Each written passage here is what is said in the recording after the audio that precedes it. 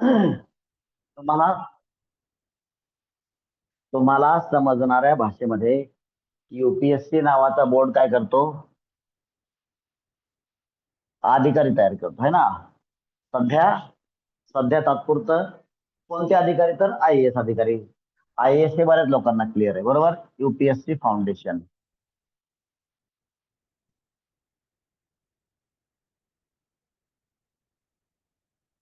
बर.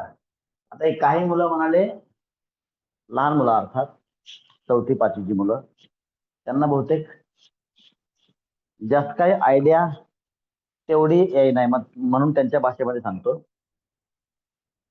फाउंडेशनचा अर्थ झाला, जसं आपण घर बनवताना पायाभरणी करतो की नाही, तसं आपण जेव्हा आपण युपीएससी असं म्हणतोय, मग युपीएससी ची जी एक्झाम असते त्या एक्झाम साठी काही पायाभरणीच्या गोष्टी असतात, बेसिक गोष्टी असतात, त्या जाणून घेण्याचा प्रयत्न करतोय.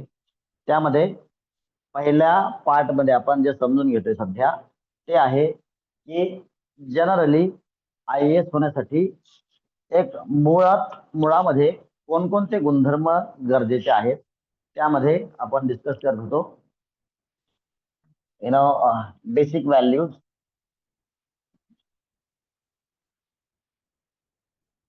याच्यामध्ये आपल्याला काय काय गोष्टींची गरज असते. तर त्या अधिकारीमध्ये काय पाहिजे? प्रखर बुद्धिमत्ता पाहिजे. त्यामध्ये आपण IQ पाहिला होता, बरोबर. IQ म्हणजे जी आकलन क्षमता खूप चांगली असली पाहिजे. विचार करण्याचा स्पीड हा खूप चांगला असला पाहिजे. आणि हे आपण विस्तृत मध्ये मुद्दा बघितलेला आहे, व्हिडिओ अवेलेबल आहे, बरोबर. दुसरा मुद्दा बघितला आपण बघतोय, आणि आजचा त्याचा शेवटचा दिवस आहे, EQ म्हणजे इमोशनल क्वेश्चन. त्याच्यामध्ये तिसरा मुद्दा आहे PQ, काय आहे ते बघू आपण. आणि याच्यामध्ये चौथा मुद्दा आहे ESQ. काय मुद्दा आहे? ESQ हा आहे परसिस्टन्स क्वेश्चन, तर हा आहे स्पिरिच्युअल क्वेश्चन. पहिला आहे इंटेलिजन्स क्वेश्चन, दुसरा आहे इमोशनल क्वेश्चन, बुद्ध्यांक, भावनांक, हा आहे तुमचा परसिस्टन्स क्वेश्चन. याला चिकाटी असं म्हणता येईल. एक्झॅक्ट लिटररी मिनिंग हा चिकाटी, निरंतरता, नियमितता, एखादी गोष्ट करण्यामधील नियमितता. फाईन. बर. PQ मध्ये आणखीन काय काय गोष्टी येतात आज आपण डिस्कस करू. आज हे दोन्ही मुद्दे आपण आवरून घेऊ, आणि बहुतेक उद्यापासून आपण सिलेबसला हात घालू. सिलेबस कसा कसा असतो, काय अपेक्षा असते.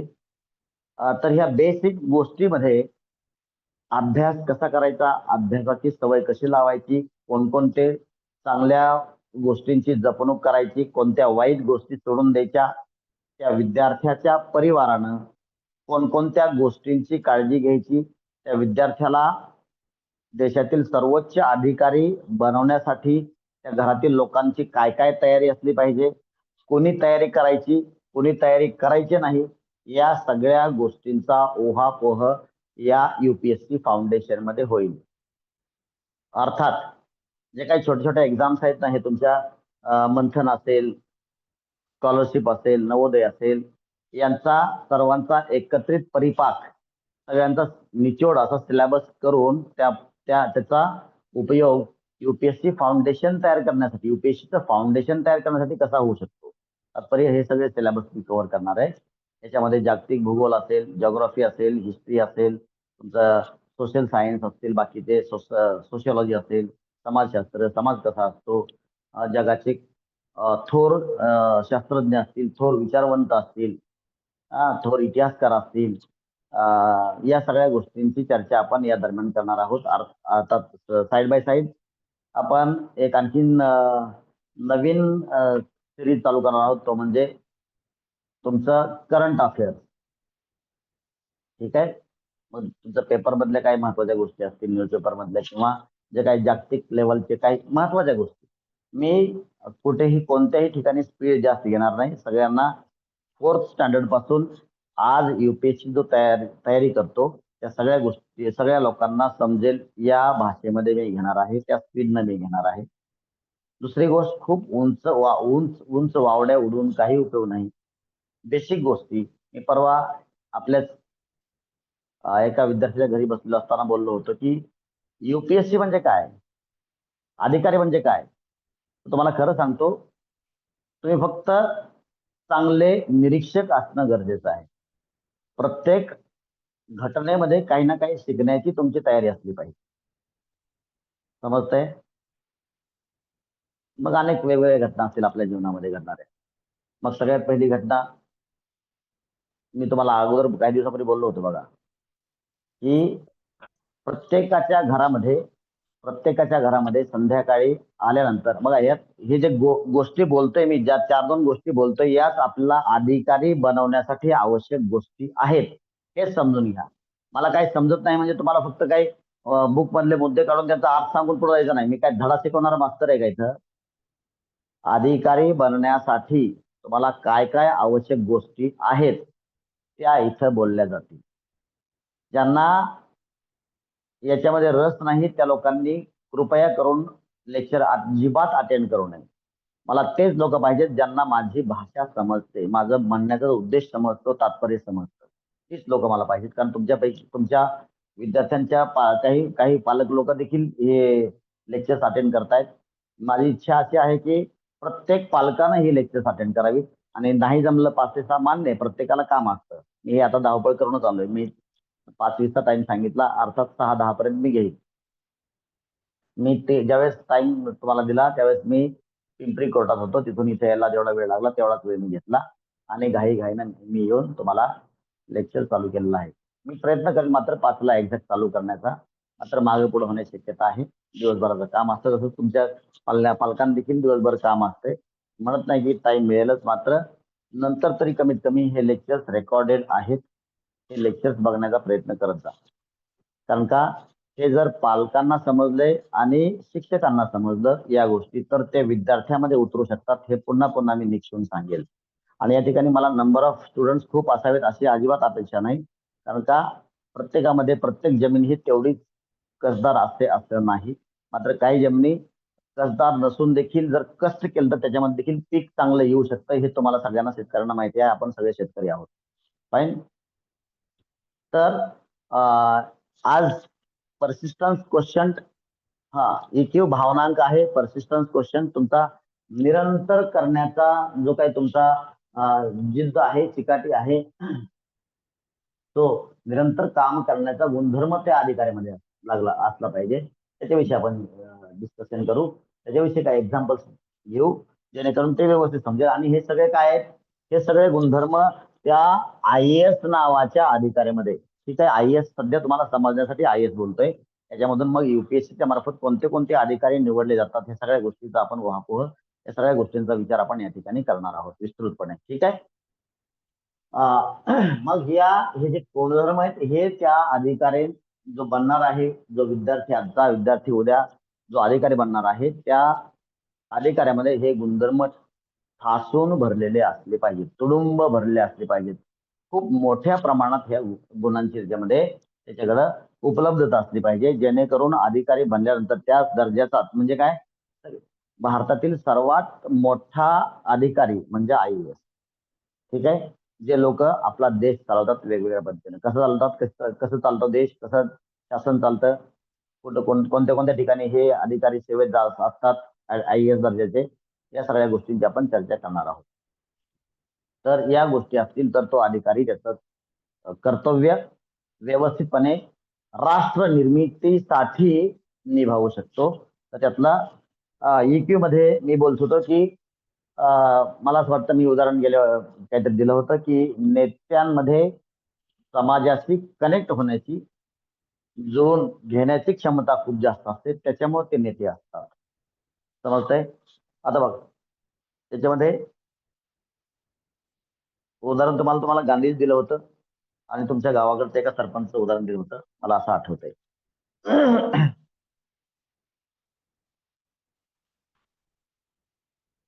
बघा, फॉर एक्झाम्पल, एखादा IAS अधिकारी आहे. लक्षात घ्या, आपण जे अभ्यास करतो ना, ओळी तो सिलेबस किती दिवस आपल्या लक्षात राहतो आपल्याला आठवत नाही. मात्र जे काही घटना असतात, घटना या आपल्याला दीर्घ काळापर्यंत म्हणण्यापेक्षा चिरकाल लक्षात राहतात. कधी कधी अशी एखादी घटना घडलेली असते. हा, तर बघा, काही लोक बोलतात, अरे 100 वर्षापूर्वीची गोष्ट आहे, एक जिल्हाधिकारी साहेब आले होते आणि त्यांनी असं असं केलं होतं, लक्षात घ्या. सॉरी, जर त्या जिल्हाधिकाऱ्याचा भावनांक खूप जबरदस्त राहिला असेल, तर नक्कीच त्याने केलेली जे काही कारवाई आहे, चांगली असेल किंवा वाईट असेल, वाईट तर आठवणीत राहते. मात्र चांगली देखील खूप कालावधीपर्यंत राहते, जर त्यांचं काम हे खूपच वेगळ्या प्रकारचं, खूप चांगलं वाखाणण्यासारखं असेल तर. तात्पर्य, त्या अधिकाऱ्यामध्ये भावनांक हा खचून भरलेला असला पाहिजे. सो या सगळ्या गोष्टी बोलून झाल्यानंतर, आणि ज्या गोष्टी तुम्हाला माझ्या भावतात, त्या गोष्टींसाठी तुम्ही काय करत जा, पॉइंट नोट करत जा.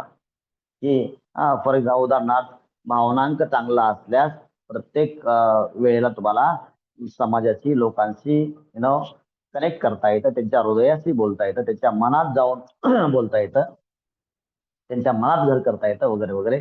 आणि हे जर केलं तर अशा अधिकाऱ्यानं जे काय पॉलिसी बनवलेल्या आहेत त्याला स्वीकृती जास्त मोठ्या प्रमाणात असते.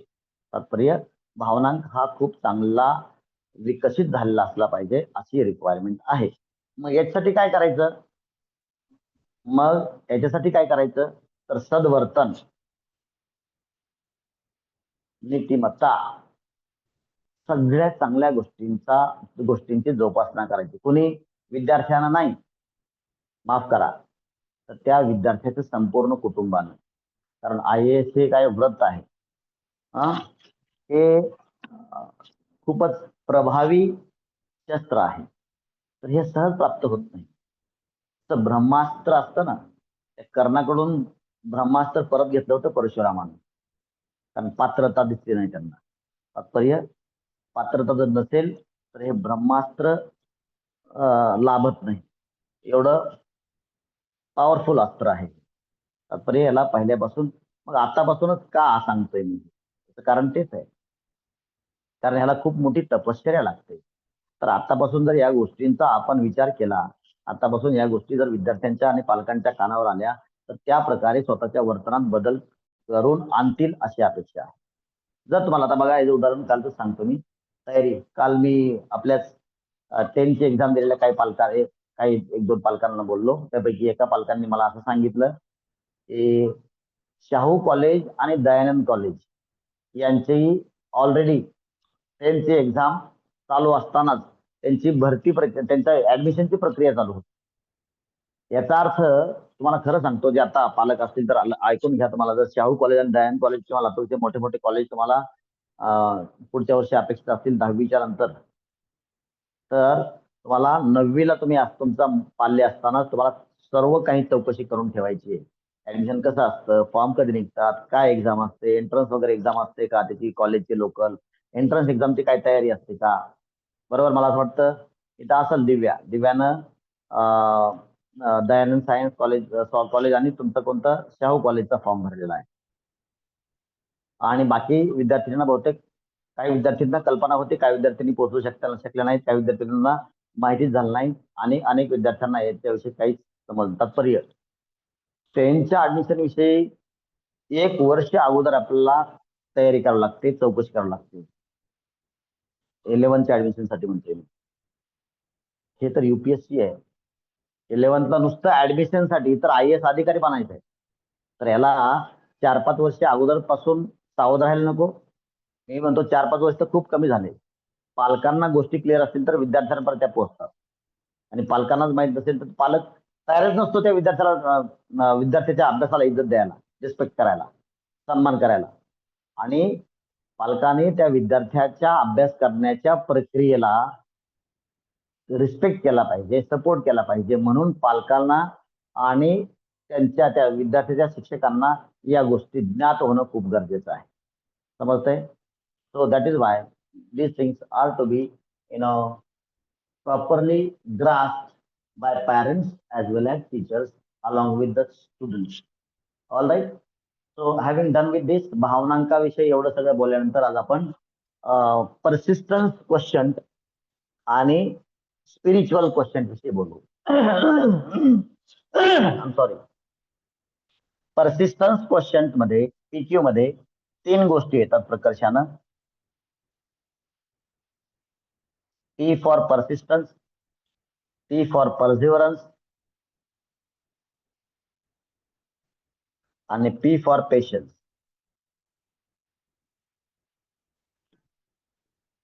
परसिस्टन्स म्हणजे काय, परसिव्हरन्स म्हणजे काय आणि पेशन्स म्हणजे काय, तिन्ही गोष्टी व्यवस्थितपणे जाणून घेऊ.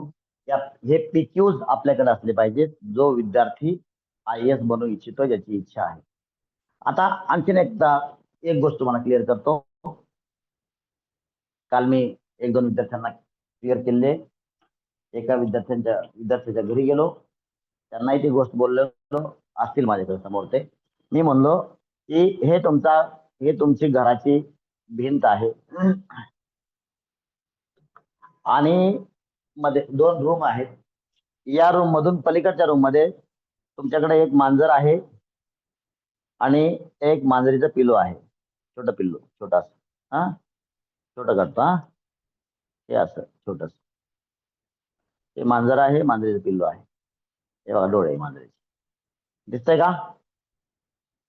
दिसतंय का मांजर? दिसते का? अरे दिसते का नाही? याच्यावर बोला रे गाडवांनो. बघा, येस म्हणा काय करतो. बर, मग ही जी भिंत आहे, या भिंतीतून यांना म्हणजे पलीकडच्या रूम मध्ये जायला यायला आपल्याला काय करायचंय, होल करायचे. तर मला सांगा आपण या 2, एक मांजर आणि एक पिल्लू, यासाठी किती होल केले पाहिजे? लवकर सांगा, सांगा रे. किती होल केले पाहिजे? 2 होल्स केले पाहिजे, बरोबर. काय नाव तुझं? Very good. What's your name? दुर्वा. हा, दुर्वा. किती होल केले पाहिजे आपण? 2 ना, बरोबर. एक मांजरीला जाण्यासाठी आणि एक पिलाला जाण्यासाठी. किती करायचे दुर्वा? इथे एक करू.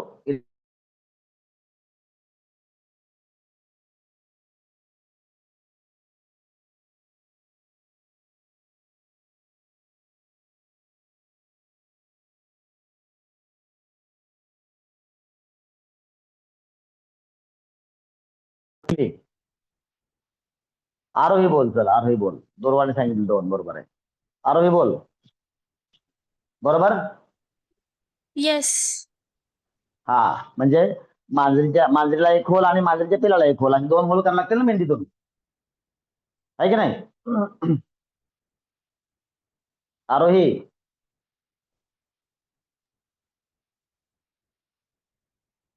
बरोबर. बोल ना. अरे बंद करते माईक लगेच. येस. हा हा, कोण सांगताय आणखीन काय करता येईल? जर लवकर लवकर जायचं असेल तर 4 करायचे का? कोण सांगताय? बरोबर आहे का? 2 होल करायचे का किती करायचे? सर एकच. एवढं हुशार एक काय म्हणते? अरे गधड्यांनो, आता हे खूप जुनं आहे किस्सा, हे नवीन नाही सांगत मी. त्या मोठ्या होल मधून मांजर पण जाईल आणि मांजरीचं पिल्लू पण जाईल. समजतंय का मला म्हणायचं काय? जर आपण IAS दर्जाच्या एक्झामची तयारी करत असू, युपीएससी दर्जा एक्झामची आपण तयारी करत असतो, त्या दृष्टिकोनातून आपण सगळ्या गोष्टींची पूर्तता करण्याचा प्रयत्न करत असतो, तर ती काय आहे? मांजर आहे. मग लहान लहान एक्झाम म्हणजे लहान लहान पिल्लं कितीही जातील ना तेव्हा. समजतंय का नाही तुम्हाला? याचा अर्थ जर युपीएससीच्या दर्जाची आपण तयारी केली तर खालच्या सगळ्या एक्झाम त्याच्या खाली आल्या. समजलं का? तर त्या लेवलची आपण तयारी करत असू तर त्याच्या खाली आपण पोहोचू शकू का नाही? Yes or no? समजतंय का? Yes sir. त्याच्यामुळं that is the importance of UPSC foundation course which we are undergoing now. All right. तर हे करत असताना आपल्याला काय लागतं? तर आपल्याला लागतं परसिस्टन्स. सरांनी आता युपीएससीचा फाउंडेशनचा कोर्स चालू केलाय, चला चला आपला करायचं उड्या मारून 3 दिवस लोक आले, चौथ्या दिवशी जाऊ दे मरू दे, दररोज दररोज काय तेच. याला काय म्हणायचं? निरंतरता नाही. ठीक आहे. नवोदयचं बुक घेतलं, स्कॉलरशिपचं बुक घेतलं, 4 दिवस एवढा अभ्यास केला, 5व्या दिवशी ते बुक कुठे ते सापडत नाही. चालेल का असं? असं चालत. त्याला लगातार कन्सिस्टंटली केलं पाहिजे. ठीक आहे, निरंतर केलं पाहिजे. त्याला दुसरं नाव आहे चिकाटी. काय नाव आहे? चिकाटी. Sincerity, that is your persistence. नियमितपणे निरंतर करत राहिलं पाहिजे. आज समजा बघा, काही लोक तुम्हाला हिवाळा चालू झाला की काय होतं, रोडवर गर्दी दिसायला लागते बघा, रोडवर दिसायला लागते. किंवा एकादशी आली की गंध लावणारी संख्या वाढते बघा. तो फक्त ते एकादशी जवळ आली की तेवढं त्याला आठवण येते. किंवा तात्पर्य निरंतरता ठेवणारे लोक खूप कमी आहेत समाजामध्ये, आणि जो निरंतर करतो एखादी गोष्ट त्याला 100% यश मिळतं. काही लोक काय करतात, एकाच एकदा 5 एकर कांदा लावणार, बरोबर, आणि पुढच्या वेळेस अरे बापरे, कांदा फक्त 200 रुपये काय क्विंटल गेला. मग बाबा बाबा, गाडीचं भाडं पण नाही निघालं. मग तो काय म्हणतो, जाऊ दे मरू दे, दुसऱ्या वेळेस नाही लावायचा. परंतु काही शेतकरी तुमच्यापैकी असे असतात, ते प्रत्येक वर्षी नियमितपणे कांदा लावतात. मग त्यांना काही वेळेला भाव सापडत नाही आणि काही वेळेला भाव सापडतो, पण कशामुळं? ते थकत नाही.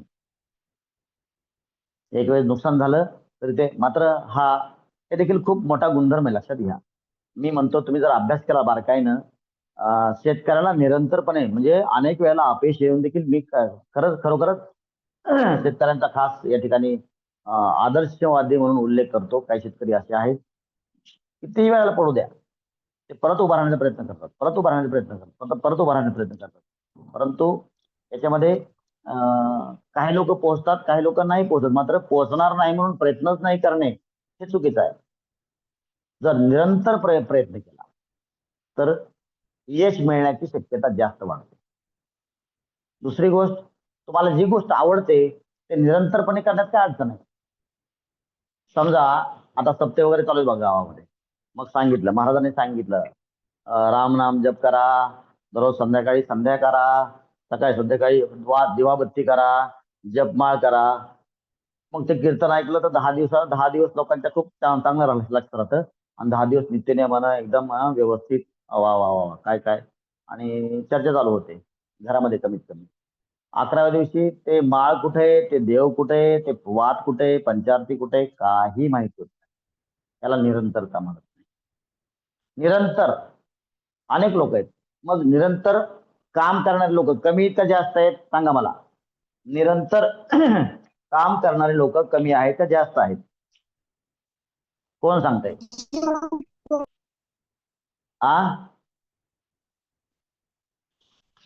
कमी आहे का जास्त आहेत? सर जास्त. निरंतर काम करणारे लोक जास्त आहेत. तुझा होमवर्क चेक करू का आल्यावर? निरंतर काम करणारे लोक खूप कमी आहे. याचा अर्थ कॉम्पिटिशन जास्त आहे का कमी आहे? तर निरंतर काम करणाऱ्याला कॉम्पिटिशन खूप कमी आहे. लक्षात घ्या, जो काम करतो त्या काम करण्यासाठी कॉम्पिटिशन कमी आहे. जो काम करतच नाही त्यासाठी कॉम्पिटिशन खूप मोठं आहे, कारण तो सक्सेस होतच नाही. निरंतर काम करणारा मात्र 100% सक्सेस होतो. म्हणून तर तुम्ही मला विचारलं तर हे 4 गुणधर्मांपैकी सर्वात महत्वाचा गुणधर्म कोणता, तर मी म्हणेल चिकाटीनं काम केलं पाहिजे. आता चिकाटी म्हणजे काय, तुम्ही लक्षात घ्या. तुम्ही एखादं पेज वाचायला घ्या, आणि ते पेज वाचताना तुम्हाला प्रत्येक लाईन व्यवस्थित समजली पाहिजे. बघा, तुम्हाला बघा काही विषय असतात, त्या विषयांचे 4 लेसन पैकी पहिले 2 लेसन खूप चांगले येत असतात. चौथा लेसन तेवढा चांगला येतो का? तेवढा भारी अभ्यास होतो का? सुरुवातीला जोश असतो. हा जोश कायम राहिला पाहिजे. समजतंय? थोडक्यात तुमच्या घरातलं उदाहरण द्यायचं झालं तर, मी बहुतेक बोललो असेल ही गोष्ट. घराचं उदाहरण द्यायचं झालं तर, जास्त जर तुमच्या गॅसचा भडका केला ना, त्याच्यावर तुम्ही जेवण शिजवलं तर ते तेवढं चवदार बनत नाही जेवढं ते हळू धीम्या फ्लेमवर. फ्लेम म्हणजे काय? ज्योत. हा, मंद ज्योतवर, मंद आचेवर जे शिजतं त्यामध्ये जो जी चव तयार होते. उदाहरणार्थ आणखीन एक उदाहरण सांगतो. हारावर, हार माहिती आहे ना, हार गोवऱ्यांचा किंवा लाकडाचा जो विस्तव बनतो, विस्तव, त्या विस्तवावर घरी घरच्यांना सांगा एक खापराच्या पातेल्यामध्ये, मडक्यामध्ये, त्याच्यामध्ये त्या विस्तवावरचं गरम झालेलं दूध प्यायला माझं घरच्यांना मुद्दाम म्हणून एक दिवस प्रयत्न करा आणि त्याचं बघा चव काय लागते ते. खूप छान चविष्ट चवदार राहतं. तात्पर्य हळूवार, हळू का होईना, मात्र निरंतर केलेलं जे काम असतं ना त्याच्यामध्ये फलप्राप्ती असते. आता आपण चालू केलं युपीएससी फाउंडेशन. युपीएससी फाउंडेशन 4 दिवस खूप चांगलं शिकवलं मी. मी सुरुवातीलाच उल्लेख केला होता. अंधारे सरांनी बोलले तर 9च्या 9 दिवस व्हायला नाही पाहिजे. आता याच्या अगोदरही बघताय तुम्ही, आपला मला असं वाटतं आज 57th डे आहे कशाचा? इंग्लिशचा. आणि हे निरंतर चालणारी प्रक्रिया आहे. तुम्ही या नका येऊ, एक एक व्यक्ती येऊ द्या, 2 व्यक्ती येऊ द्या, 4 व्यक्ती येऊ द्या, हे चालत राहणार आहे. हा अखंड तो हरिनाम सोहळा आहे. ठीक आहे, अखंड आहे, अखंडपणे चालणार आहे इथून पुढे. इथून पुढे कधीही याच्यामध्ये खंड पडणार नाही.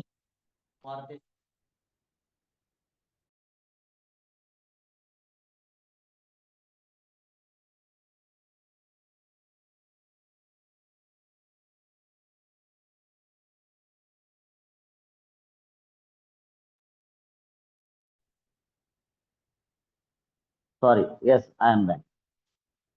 तर हे आपण निरंतर चालू आणि या माध्यमातून तुमची परिपक्वता एवढी छान होईल, तुम्ही काळजी करू नका. अनेक गोष्टींचा तुम्हाला अपेक्षाही नाही अशा गोष्टींचा आपण या ठिकाणी चर्चा करणार आहोत.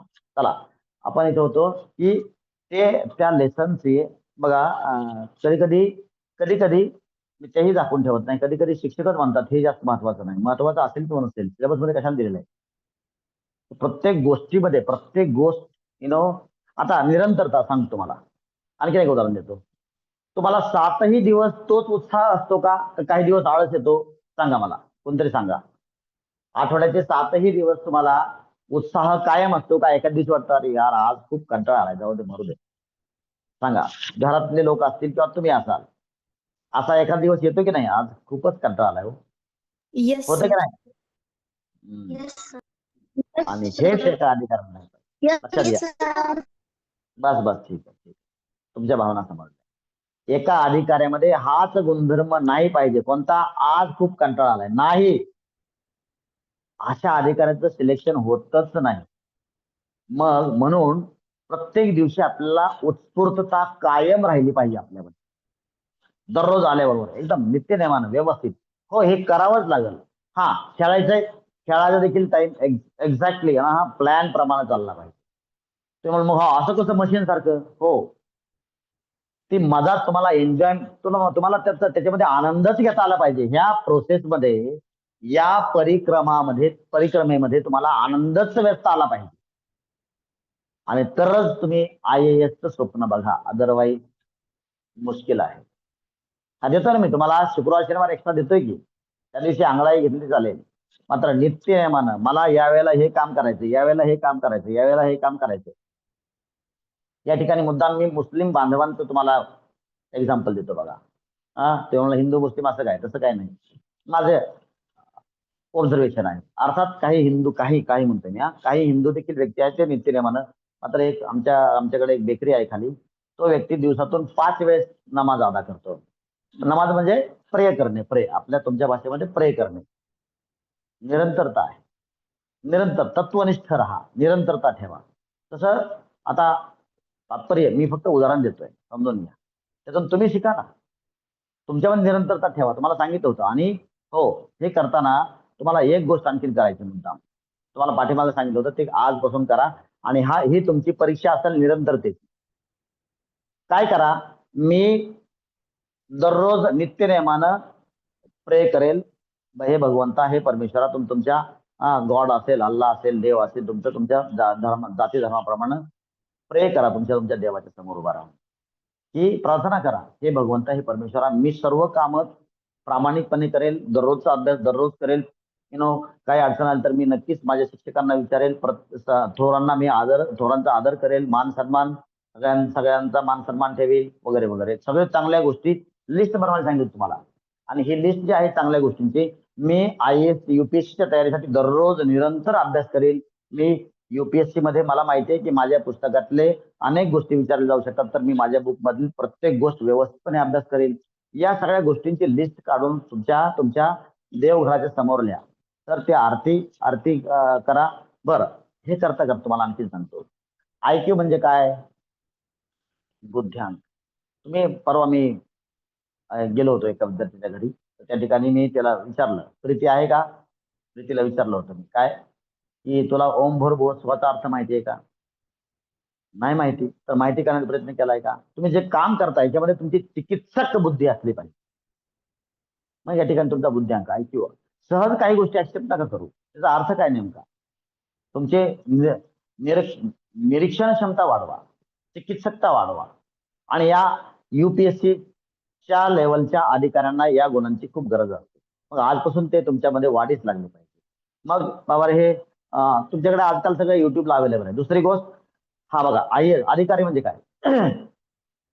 थोरांच्या परवानगीशिवाय कोणतीच गोष्ट न करणे, सिनियरच्या परवानगीनुसार कोणतीच गोष्ट न करणे आतापासून सवय लावा.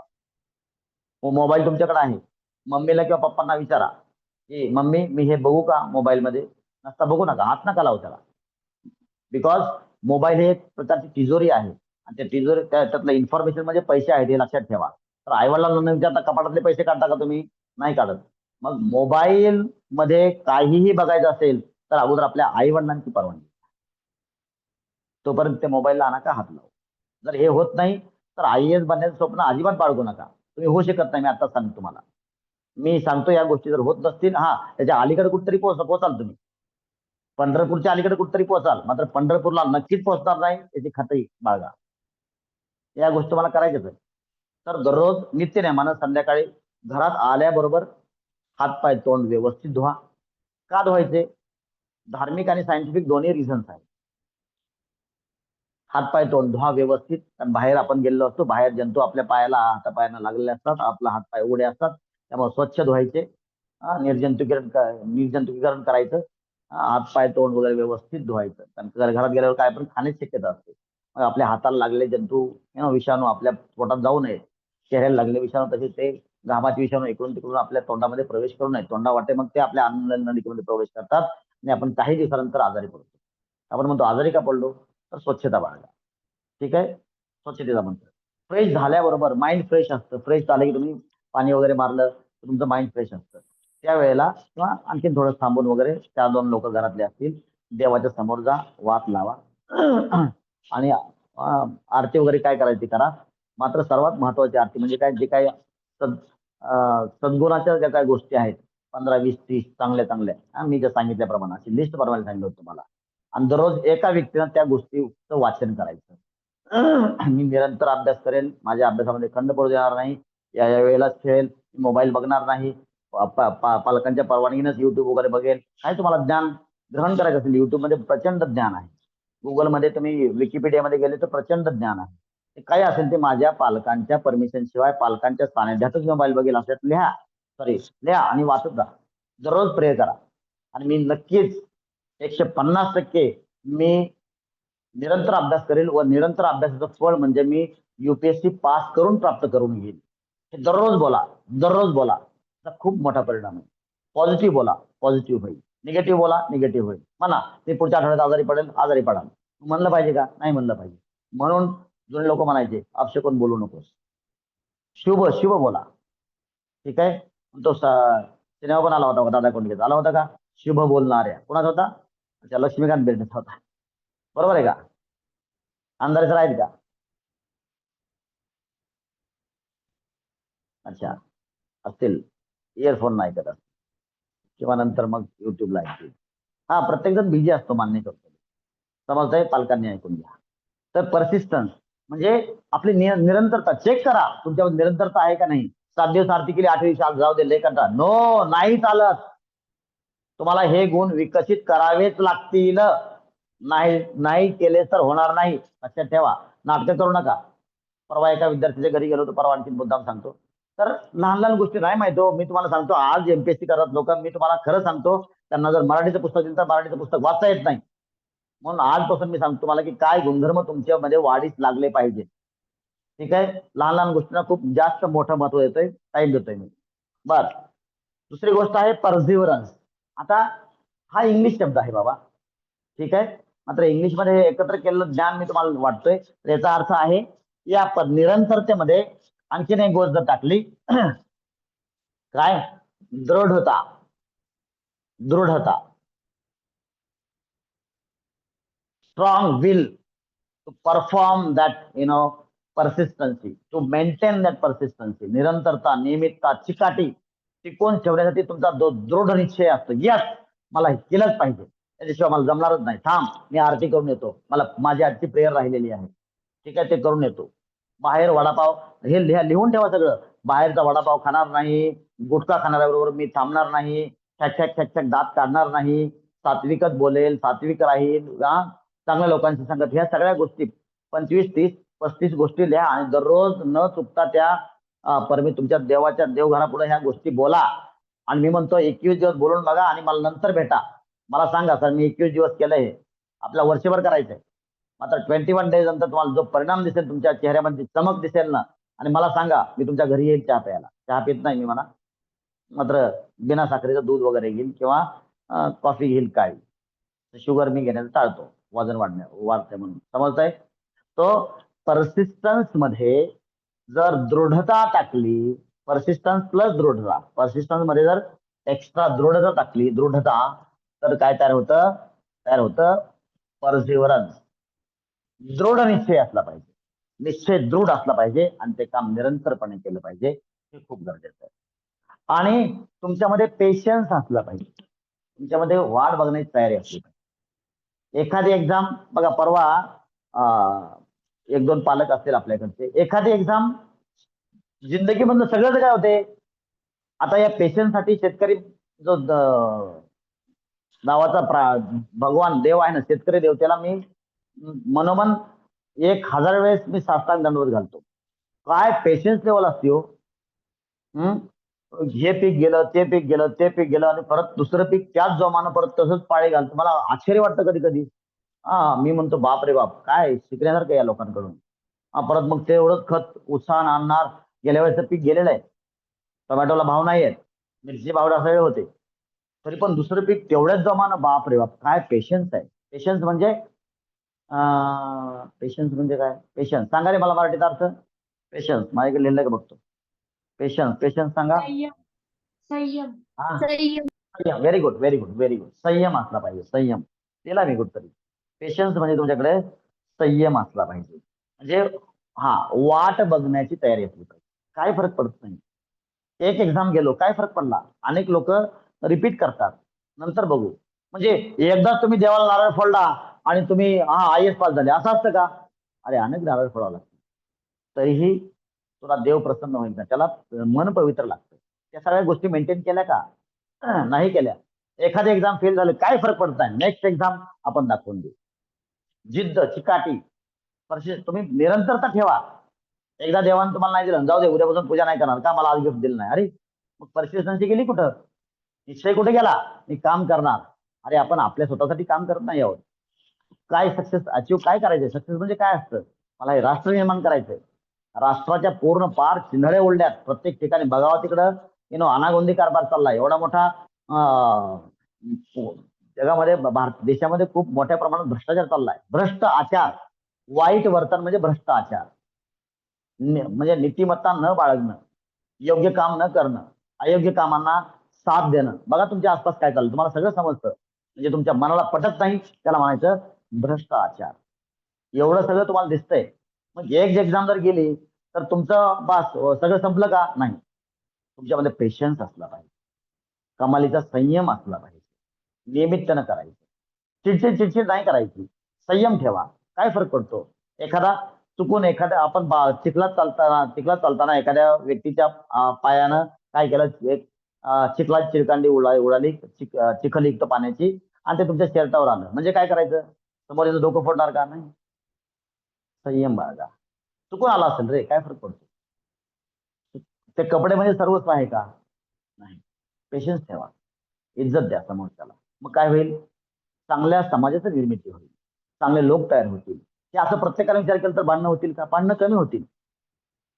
प्रशासनावरचा ताण कमी होईल, पोलीस फोर्सचे पोलीस पोलीस कमी लागतील, न्याय व्यवस्थेवर का ताण कमी येईल, लोक आजारी कमी पडतील. का? म्हणजे आजाराचं काय? अरे भांडणानं काय होतं? टेन्शन वाढतं. टेन्शन वाढल्यामुळे काय होतं? शरीरातील सर्व प्रक्रिया, राग ज्यावेळेस येतो त्यावेळेस त्या शरीरातल्या सर्व प्रक्रिया गडबड होतात आणि ब्रेनमध्ये रक्ताच्या गुठळ्या तयार होतात प्रेशरनं. लक्षात घ्या, पालकांनो विशेष लक्ष द्या. मुलाला जास्त जास्त दाबू नका, जास्त प्रेशर देऊ नका, त्याचं रूपांतर वाईट होतं. समजून घ्या, लहान लहान गोष्टी समजून घेण्यासारख्या आहेत. उगाच तुम्हाला पीक खूप पाहिजे, द्या बरं दररोज पाणी त्या कांद्याला, दररोज पाणी द्यायचं का? असं का? सकाळी पाणी दिलं, दुपारी पाणी दिलं, संध्याकाळी पाणी दिलं, परत उद्या दुसऱ्या दिवशी उठून पाणी दिलं, खत खत घातलंय, किती खत घालतंय? अरे किती? नाही नाही, माझा कांदा एवढा झाला पाहिजे, मोठा झाला पाहिजे, माझं कांद्याचं पीक खूप भरघोस आलं पाहिजे. शक्य आहे का? त्याची कॅपॅसिटी बघ. दिवसातून 5 वेळेस पाणी देतो त्याला तू. दिवसातून पोतभर तू प्रत्येक दिवशी 10 पोते गेले आतापर्यंत काय करला. दररोज एक पोत खत. अरे नाचतील ते, त्याची कॅपॅसिटी बघ. समजून घ्या. असंच आपलं मानव जीवन आहे. असंच विद्यार्थी देखील एक पीक आहे. त्या पिकाला किती पाणी देणार हो, किती प्रेशर नका करू. याचा अर्थ लक्षात घ्या, विद्यार्थ्यांनी या गोष्टीचा गैरफायदा देखील घेणं गरजेचं नाही. आणि पुन्हा सांगतो, विद्यार्थी, खरं सांगतो तुम्हाला पालकांनी लक्षात घ्या, विद्यार्थी हा खूप हुशार आहे. खरं सांगतो मी, हे चौथीची लेकरं बिकरं दिसत तुम्हाला समोर ना, 4थी 5वी 6वीची, हे खूप हुशार आहेत. त्यांना फक्त बिघडवण्याचं काम करू नका. हे सरळ आहेतच, ऑलरेडी सरळ आहेत. कारण का समाज हा त्यांना बिघडवण्याचं काम करतो. किती मायन्यूट ऑब्झर्वेशन करा तुम्ही, तुम्हाला दिसल अरे हे तर सरळ आहे. कारण देवाने खूप सरळ तयार केलं होतं. वाकडं करण्याचं काम समाज करतो आणि जवळचे लोक जास्त करतात. त्याला बिघडवू नका, फक्त एवढंच काम करा, ते सरळ चालतंय. तर त्याला या सगळ्या गोष्टी शालेय अभ्यासक्रमामधून किंवा वेगवेगळ्या शिक्षण प्रक्रियेमधून त्यांना भेटतात. आता तुम्ही फक्त त्याला साथ द्या, बिघडवू नका. पेशन्स असला पाहिजे, तुमच्यामध्ये कमालीची स्थिरता असली पाहिजे, वाट बघण्याची तयारी असली पाहिजे. काही बात नाही, यावेळेस नाही तर पुढच्या वेळेस होईल. समजा नाराज व्हायचं नाही. हा पेशन्सचा भाग जर उदाहरण द्यायचं झालं, तुम्ही कधी पुण्याला, मुंबईला किंवा बार्शीला वगैरे गेले ना, रिक्षा स्टॉपवर 10 मिनिटं थांबून बघा. आणि सर्व रिक्षावाल्यांना मला माझा या निमित्तानं प्रणाम आहे. हा एक कमालीचा पेशन्स असतो. तुम्ही बघा, तुम्ही समोरून जा, कुठं जायचं तुम्हाला, परत दुसरा आला, कुठं जायचं तुम्हाला, नाही जायचं मला, त्याला काय ते विसरून जाते काय बोललं ते. याला यु नो EQ मध्ये आपण पाहिलं होतं, इग्नोर करायला शिका. तो इग्नोर करतो, नाही म्हणला तो विसरून जातो. आणि मग पुढच्या जो ग्राहक असतो, जो पॅसेंजर आलेला असतो, त्याच्या दृष्टीनं पॅसेंजर आहे, जो तिथून जाणारा व्यक्ती असतो, त्यांना कुठं जायचं मला, कुठं जायचं मला. अरे 100 लोकांना विचारल्यावर त्याला 5 लोक सापडतात सीट. ते अवघड असतं बघा. एखाद्या रिक्षा स्टॉपवर जाऊन बघा आणि तिथून पेशन्स शिका. अशा प्रकारचा पेशन्स असणारा अधिकारी भारताला पाहिजे आणि तो UPSCच्या माध्यमातून सिलेक्ट केला जातो. आणि या सगळ्या गोष्टींची पडताळणी केली जाते की त्या व्यक्तीमध्ये या सगळ्या गोष्टी आहेत का नाहीत. तुम्ही म्हणाल, मग कसं काय बघायचं, याला काय टेम्परेचर मीटर सारखा मीटर असतो का? अरे बाबांनो, जे काही सिलेबस असतो, जे काही एक्झाम असते, त्या एक्झामचं डिझायनिंग असं असतं की या सगळ्या गोष्टी तुमच्यामध्ये आहेत का नाहीत या त्या ठिकाणी दिसून येतात. पेशन्स म्हणजे काय? अरे एक वेळेस फेल झाला, दुसऱ्या वेळेस फेल झाला, तिसऱ्या वेळेस फेल झाला. या ठिकाणी आमचे बाय द वे काही CA बांधव आहेत, चार्टर्ड अकाउंटंट्स आहेत. एखाद्या CA ला विचारा, त्यांच्यामध्ये या गोष्टी खच्चून भरल्या असतात बघा. नियमितपणे अभ्यास करतात, दृढ निश्चय असतो, येस मला एक्झाम पास करायची, आणि त्याच्यामध्ये कमालीचा पेशन्स असतो. एक वेळेस फेल झाला, दुसऱ्या वेळेस फेल झाला, तिसऱ्या वेळेस फेल झाला, परत परत परत परत परत अभी हो जाएगा. आम्ही प्रत्येक अनेक वेळेला पॉझिटिव्ह असतो. समजून घ्या, त्याच्यामध्ये सिस्टम काय करते, तुम्हाला तुमच्यामधला पेशन्स चेक करते. तुम्ही एक वेळ, कारण का ते सिलेबसची डिझायनिंग, त्या एक्झामची डिझायनिंग अशी असते की तुम्हाला मजबूत करण्यासाठी असते. नाराज होऊन तुम्ही पळून जाऊ नका. आणि हेच त्या एक्झामिनेशन बोर्डला चेक करायचं असतं की अर्ध्या रस्त्यातून पळून जाणारे किती लोक आहेत. याचा अर्थ अधिकारी झाल्यावर देखील तुम्ही अर्धा प्रोजेक्ट ठेवून पळून जाणार. तुमच्यामध्ये पेशन्स नाहीये, तुम्ही समाजाच्या कामाचे नाही आहात. म्हणून या गोष्टी तुमच्यामध्ये खचून भरलेल्या आहेत का नाहीत हे चेक करण्यासाठी ती तशा प्रकारची एक्झाम, तशा प्रकारचा इंटरव्ह्यू डिझाईन केलेला असतो, तशा प्रकारचा सिलेबस डिझाईन केलेला असतो. आणि प्रचंड ज्ञान ग्रहण करण्याची तुमची कॅपॅसिटी आहे का नाही, त्याच्यामधून तुमचा IQ EQ चेक केला जातो. आता पुढचा आहे स्पिरिच्युअल क्वेश्चन. काय आहे? स्पिरिच्युअल क्वेश्चन म्हणजे अध्यात्मांक. तुमच्यामध्ये आत्मा किती आहे, इतरांना समजून घेण्याची जाणीव किती आहे, इतरांचं दुःख शेअर करण्याची किती तुमची क्षमता आहे, तर त्याचा विचार तुमचा पुढील स्पिरिच्युअल क्वेश्चन मध्ये केला जाईल.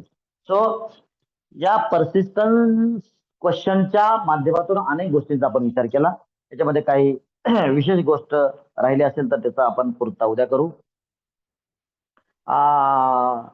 आता पर्सिस्टन्सी मध्ये काय असतं, काही लोक विचारतात यस मला 100% IAS प्रिपरेशन करायचं आहे, IAS फाउंडेशनचा आमच्याकडं सरांनी कोर्स चालू केलाय, आणि फक्त काही लोकच त्याच्यामध्ये मोटिवेटेड असतात. काही लोकांना प्रेरणा असते. काही लोकांना प्रेरणा का असते, बघ ते ना ते गल्लीतला अमुक अमुकचा बाबूरावचा मुलगा जो आहे ना, तो किती अभ्यास करतो आणि तू नालायक सारखा चल बस अभ्यास करायला. मग ते एक कानाखाली मारल्यावर ते अभ्यास करायला बसतो. मात्र बाह्य प्रेरणेमुळे नाही तर अंतःप्रेरणा पाहिजे त्याला. त्या विद्यार्थ्याला खरंच वाटलं पाहिजे तर जे शिकवतात ते काहीतरी कामाचे राहावं, दररोज बसलं पाहिजे. बघा तुमच्यामध्ये अनेक लोक जे आहेत ते स्वतःहून लगेच पप्पा मला मोबाईल द्या, सरांचा लेक्चर आहे. काही मुलं अशी आहेत त्यांना काही समजत पण नाही, पण तरी पण बसतात. त्यांना माहिती आहे काहीतरी मला चांगलं मिळण्याची शक्यता आहे. या मुलांमध्ये खरंच अंतःप्रेरणा आहे आणि ही मुलं खूप पुढे जातील. समजलं? बाय द वे काही एखाद दुसरी गोष्ट राहिली असेल तर ते पुढे उद्या घेऊ. आणि उद्या मात्र आपला स्पिरिच्युअलिटी क्वेश्चन हा संपून जाईल. एक 5-10 मिनिटाचा विषय आहे. नंतर आपण मग पुढच्या भागाला हात घालू. पुढचा भाग सहसा असेल किंवा सिलेबसचं डिझाईन काय, UPSC काय असतं. तात्पर्य कोणतीही गडबड न करता UPSC फाउंडेशनच्या निमित्तानं ज्या ज्या काही गोष्टी मला तुम्हाला द्यायच्यात सगळ्या देणार आहे. अलॉंग विथ तुमचा सिलेबसला देखील मी हात घालून त्यापैकी सध्या एक फाउंडेशन लेवलला कोणकोणत्या प्रकारच्या आपण क्वेश्चन्सचा हात घालणार आहोत किंवा कोणत्या सिलेबसच्या कंटेंट्सला आपण कव्हर करू शकतो ते सगळं आपण कव्हर करणार आहोत. याविषयी आपण निश्चित राहणे. जमलं तर उद्या काय करतो मी तुम्हाला एक आढावा देतो. आपण कोणत्या महिन्यात काय शिकणार आहोत, कोणत्या महिन्यात काय शिकणार आहोत, कोणत्या महिन्यात काय शिकणार आहोत, आणि आपण वीकली एक लेक्चर आपण करंट अफेअर्सचा ठेवत जाऊ. म्हणजे जागतिक लेवलचा असेल किंवा राष्ट्रीय लेवलचा असेल किंवा लोकल लेवल स्थानिक लेवलचा असेल, असं करंट अफेअर्स त्याची तुम्हाला सवय लागेल. एक दिवस आठवड्यातून आपण ठेवत जाऊ. All right. काही गोष्टी क्लिअर झाल्या का? Yes or no? Yes sir. काही गोष्टी समजल्या? फाईन. आता याच्यामध्ये खूप महत्वाचं, हे सगळ्या गोष्टी समजण्यासाठी एक खूप महत्वाचं उदाहरण आहे. ते उदाहरण एवढं छान आहे, मला सगळ्यांना भावणार आहे. त्याची आपण चर्चा उद्या करणार आहोत. ते संपून आपण मग स्पिरिच्युअलिटी क्वेश्चनला हात घालूया. चालतंय? With this shall we have pause? Yes sir, we will have pause. Yes, sir. We will have pause. Bye.